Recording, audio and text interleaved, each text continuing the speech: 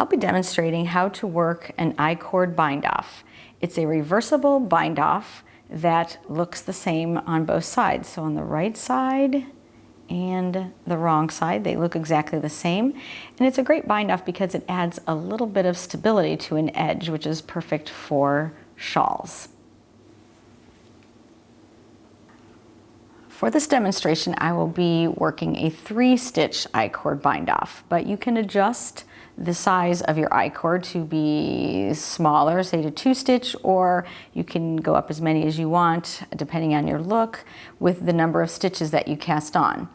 So for the 3-stitch icord, we cast on 3 stitches using the knitted cast on. So you go to the first stitch of the row, and we're going to knit that stitch, drawing our loop through, keeping the loop on the right-hand needle, and the original stitch is still on your left-hand needle.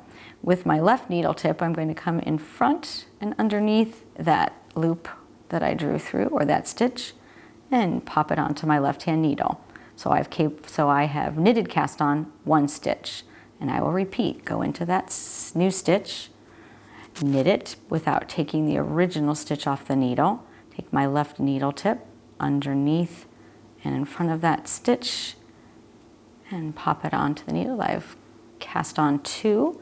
We will do 1 more for a 3-stitch icord, drawing our loop through, left needle tip in front and underneath that stitch, and there it is. So now you can see here are my 3 cast on stitches. These are going to be my icord stitches. To work this bind off, you will work the icord stitches, working this last icord stitch together with one of these stitches on your piece, or one of the stitches that needs to be bound off. So let's see how that works. So I will knit 2, 1 and 2. So here's my last icord stitch, and I'm going to work it together with a stitch that needs to be bound off. And I like to work them together using a knit 2 together through the back loop. So I'm going to go through the back loops of both of those stitches, or you can kind of really see it.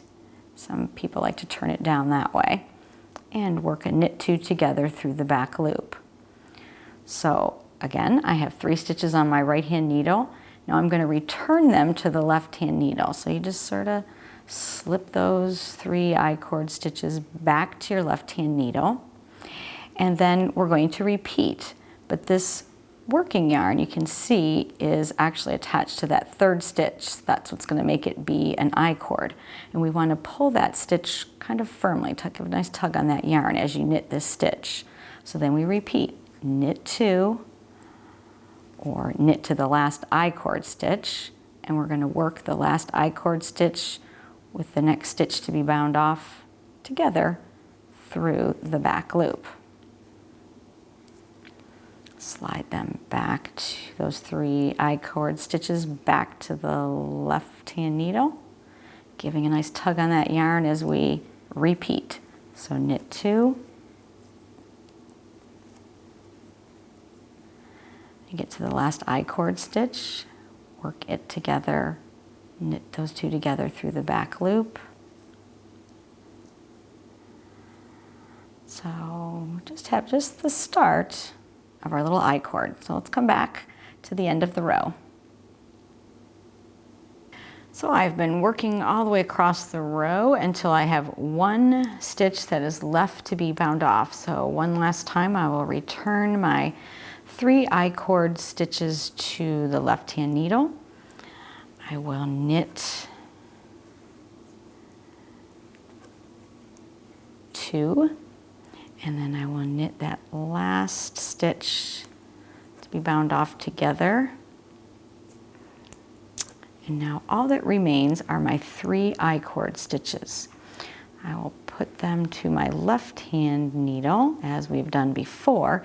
And now I'm just going to work a standard bind off to bind off these last 3 stitches. So we will just knit 1, knit 2, pass that stitch over and off, knit this last stitch, pass it over and off, and give a nice little full pull there.